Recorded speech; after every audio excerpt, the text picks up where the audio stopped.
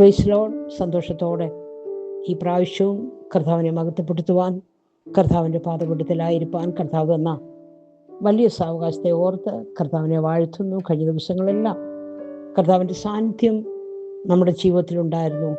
ജയോത്സവമായി കർത്താവ് നമ്മളെ നടത്തി. ലോകത്ത് ചെറിയ നമ്മുടെ ജീവിതത്തിൽ വലിയ കാര്യങ്ങൾ ചെയ്ത് വലിയവരാകാനുള്ള ഓട്ടത്തിനിടയിൽ കർത്താവ് നമ്മെ ഓർമ്മപ്പെടുത്തിയ ചെറിയ ചെറിയ മാറ്റങ്ങളിലൂടെ ദൈവരാജ്യത്തിൽ വലിയവരായി തീരാൻ നമ്മളെ ഓർമ്മപ്പെടുത്താറുണ്ട്. ജീവിതത്തിൽ വിജയിച്ചു എന്ന് തോന്നുമ്പോൾ തന്നെ ചെറിയ ചെറിയ കുറവുകളെന്ന് തോന്നുന്നത് പോലും നമ്മളെ ചിലപ്പോൾ വല്ലാതെ വേദനിപ്പിക്കുന്നതായിരിക്കാം. നമ്മൾ വിശുദ്ധ വേദപുസ്തകം വായിക്കുകയും കേൾക്കുകയും ഒക്കെ ചെയ്യുന്നവരാ. എന്നാൽ അതിൽ പറയുന്ന പല കാര്യങ്ങളും നമ്മൾ ചെയ്യാറില്ല. നമ്മളെപ്പോഴും മാറ്റത്തിന് വേണ്ടി ആഗ്രഹിക്കുന്നവരാ, നമ്മളെപ്പോഴും തിരിച്ചറിവിന് വേണ്ടി ആഗ്രഹിക്കുന്നവരാ. എന്നാൽ പലപ്പോഴും നമ്മുടെ വിശുദ്ധ വേദപുസ്തകത്തിൻ്റെ അകത്തുള്ള കാര്യങ്ങളൊന്നും നമ്മളത് ചെയ്യുവാൻ കഴിയാതെ പോകുന്നു. വിശുദ്ധ വേദപുസ്തകത്തിൽ നമ്മളെ പ്രാർത്ഥിച്ചത് കൊണ്ടോ വേദപുസ്തകം വായിച്ചത് കൊണ്ടോ ഇറങ്ങി തിരിച്ചെന്ന് കരുതിയത് കൊണ്ടോ ഒന്നും നമ്മൾ അങ്ങേ എത്തണമെന്നില്ല. വിശുദ്ധ വേദപുസ്തകം സ്നേഹത്തെക്കുറിച്ചും ദയയെക്കുറിച്ചും കരുണയെക്കുറിച്ചും ക്ഷമയെക്കുറിച്ചും താഴ്മയെക്കുറിച്ചും അനുസരണത്തെക്കുറിച്ചുമൊക്കെ നമ്മളെ പഠിപ്പിക്കുമ്പോൾ നമ്മൾ പലപ്പോഴും അതൊന്നും ജീവിതത്തിൽ പ്രാവർത്തികമാക്കാൻ കഴിയാതെ, അതൊക്കെ നമ്മുടെ ജീവിതത്തിലേക്ക് കൊണ്ടുവരുവാൻ പറ്റാതെ പലപ്പോഴും നമ്മളായിരിക്കുന്ന ദിവസം നമ്മളോട് തന്നെ നമ്മൾ പലപ്പോഴും പറയാതെ നമ്മൾ പലരുടെയും നേരെ വിരൽ ചൂണ്ടി പറയും, നിങ്ങൾ സ്നേഹിക്കണം, നിങ്ങൾ മറ്റുള്ളവരെ സ്നേഹിക്കണം, താഴ്മ ധരിക്കണം, അനുസരണമുള്ളവരായി തീരണം. നമ്മൾ പലപ്പോഴും അന്യരെ ഉപദേശിക്കാറുണ്ട്.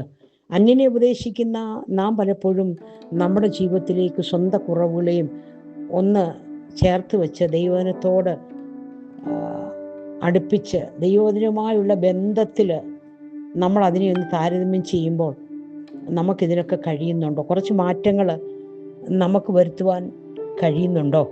പലപ്പോഴും അതൊന്നും ജീവിതത്തിൽ പ്രാവർത്തികമാക്കാൻ കഴിയാതെ, അതൊന്നും നമ്മുടെ ജീവിതത്തിലേക്ക് കൊണ്ടുവരാൻ പറ്റാതെ, അന്യോന്യം സ്നേഹിക്കണമെന്ന് നമ്മൾ പറയുമ്പോൾ തന്നെ നമുക്ക് പലപ്പോഴും അതിന് പറ്റുന്നുണ്ടോ? ഉന്നത ഭാവത്തെക്കുറിച്ചും നിഗള ഹൃദയത്തെക്കുറിച്ചും സ്വാർത്ഥ ഹൃദയത്തെക്കുറിച്ചും ഒക്കെ വിശുദ്ധ ബൈബിള് നമ്മളെ പഠിപ്പിക്കുമ്പോൾ നമ്മുടെ ജീവിതത്തിൽ പലപ്പോഴും ഇതിനൊന്നൊരു മാറ്റങ്ങൾ വരാൻ നമ്മൾ ആഗ്രഹിക്കുന്നില്ല. സ്വന്തം ജീവിതത്തിൽ നിന്ന് കഴിയാതെ നമ്മൾ മറ്റുള്ളവരെ ഇതൊക്കെ നിങ്ങളിത് ചെയ്യണമെന്ന് പ്രബോധിപ്പിക്കാറുണ്ട്. സ്വാർത്ഥതയ്ക്ക് വേണ്ടി നമ്മൾ പലപ്പോഴും മനുഷ്യരെ വേട്ടയാടാറുണ്ട്. ഞാൻ ശരിയല്ല, എനിക്ക് മാറ്റം ആവശ്യമാണെന്ന് നാം പലപ്പോഴും ചിന്തിക്കാറില്ല. ദൈവം ഹൃദയങ്ങളെ നോക്കുന്നതാ, മനുഷ്യൻ പുറമേയുള്ളതിനെ നോക്കുന്നു. ലൂക്കോസിന് സുവിശേഷം 6-ാം അധ്യായം 45-ാമത്തെ വാക്യത്തിൽ ഇങ്ങനെ പറയുന്നു, നല്ല മനുഷ്യൻ തൻ്റെ ഹൃദയത്തിലെ നല്ല നിക്ഷേപത്തിൽ നിന്ന് നല്ലത് പുറപ്പെടുവിക്കുന്നു. അപ്പം നല്ലത് പുറപ്പെടുവിക്കണമെങ്കിൽ നമ്മുടെ ഹൃദയത്തിൽ നല്ലത് നിക്ഷേപിക്കണം. ദുഷ്ടൻ ദോഷമായതിൽ നിന്ന് ദോഷം പ്രവർത്തിക്കുന്നു. അപ്പോൾ ദോഷം പ്രവർത്തിക്കണമെങ്കിൽ നമ്മുടെ ഹൃദയത്തിൽ ദോഷത്തിന് ഒരു സ്ഥാനമുണ്ട്. ഹൃദയം നിറയുന്നതല്ലോ വായ് സംസാരിക്കുന്നത്. ആത്മാവിൻ്റെ ഫലങ്ങൾ സ്നേഹം, സന്തോഷം, സമാധാനം, ദീർഘക്ഷമ, ദയ, പരോപകാരം, ഇതൊക്കെ ആത്മാവിൻ്റെ ഫലങ്ങളാണെന്നും ജഡത്തിൻ്റെ ചിന്ത ദൈവത്തോട് നമ്മളെ അകറ്റുന്നതാണെന്നുമൊക്കെ നമ്മൾ പലപ്പോഴും വായിക്കുന്നുണ്ട്. ദുഷ്ടമനുഷ്യൻ മറ്റുള്ളവരെ പരിഹസിക്കുകയും കളിയാക്കുകയും തകർക്കുകയും ചെയ്യുമ്പോൾ, വാക്കുകൾ കൊണ്ട് ഇല്ലാതാക്കാൻ ശ്രമിക്കുമ്പോൾ, നല്ല മനുഷ്യൻ ഹൃദയത്തിൽ നിന്ന് നല്ലത് മാത്രം മറ്റുള്ളവരോട് പറഞ്ഞു കൊടുക്കുകയും മറ്റുള്ളവർക്ക് നല്ലത് വരണമെന്ന് ആഗ്രഹിക്കുകയും മറ്റുള്ളവർ ഉയരണമെന്ന് ആഗ്രഹിക്കുകയും ചെയ്യുന്നവരാ നല്ല മനുഷ്യൻ. മറ്റുള്ളവരെ രക്ഷിക്കാൻ നോക്കും, ആരെയും കുത്തി മുറിവേൽപ്പിക്കാൻ നോക്കാറില്ല, ആരെയും തകർക്കാൻ നോക്കാറില്ല, മറ്റുള്ളവരുടെ വീഴ്ചയിൽ സന്തോഷിക്കാറില്ല, മറ്റുള്ളവരുടെ അധപതനത്തിൽ സന്തോഷിക്കാറില്ല. അവരെപ്പോഴും മറ്റുള്ളവരുടെ ഉയർച്ചയിൽ അവർ സന്തോഷിക്കുന്നവരാണ്. അവർ അസൂയോടെ മറ്റു പലരെയും അവരുടെ നന്മയ്ക്കെതിരെ അസൂയോട് നോക്കാറില്ല. അവരുടെ കൂട്ടുകാരുടെ വീഴ്ച കണ്ട് അവർ സന്തോഷിക്കാറില്ല. ഒരിക്കലൊരു ഗുരുവും ശിഷ്യന്മാരുമായി ഒരു യാത്ര പോകുന്ന വഴി ഒരു പുഴ കടക്കേണ്ടി വന്നു. അവിടെ ചെന്നപ്പോൾ പുഴയിൽ ഒരു കാഴ്ച കണ്ടു. പുഴയിൽ ഒരു തേൾ. ഗുരു പുഴയിൽ ചാടിയ തേളിനെ എടുത്തു. ആ തേൾ ഗുരുവിനെ കുത്തി. വീണ്ടും പുഴയിൽ വീണു. അങ്ങനെ വീണ്ടും വീണ്ടും ഗുരു ഈ തേളിനെ എടുക്കുകയും തേൾ കയ്യിൽ നിന്ന് വഴുതി വീഴുകയും ചെയ്തു. പിന്നീട് അദ്ദേഹം വളരെ സൂക്ഷ്മതയോടെ എടുത്തു, വീണ്ടും കുത്തി, വീണ്ടും അതിനെ പുഴയിൽ വീഴാതെ കരയിലെത്തിച്ചു.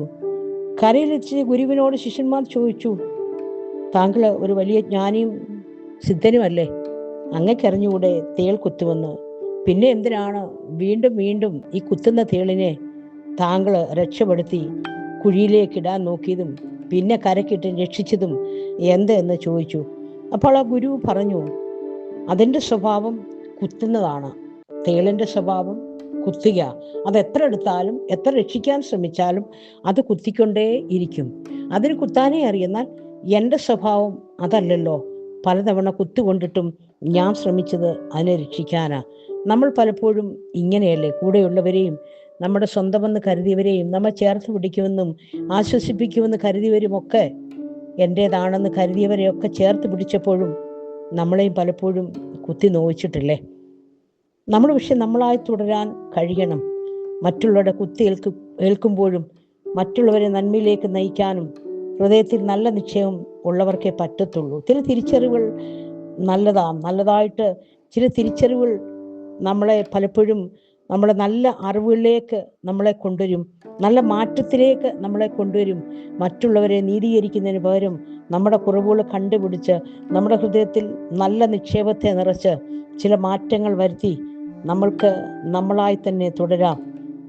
വല്ല പ്രസംഗത്തിലും ഉപദേശത്തിലും മാത്രമല്ല, ക്രിസ്തുവിൻ്റെ മനോഭാവം നമ്മളിലുണ്ടെന്ന് മറ്റുള്ളവർ കാണത്തക്ക രീതിയിൽ നമുക്ക് ആ ക്രിസ്തുവിൻ്റെ മനോഭാവത്തിൽ ജീവിക്കാൻ കർത്താവ് നമ്മളെ സഹായിക്കട്ടെ. Okay, God bless you.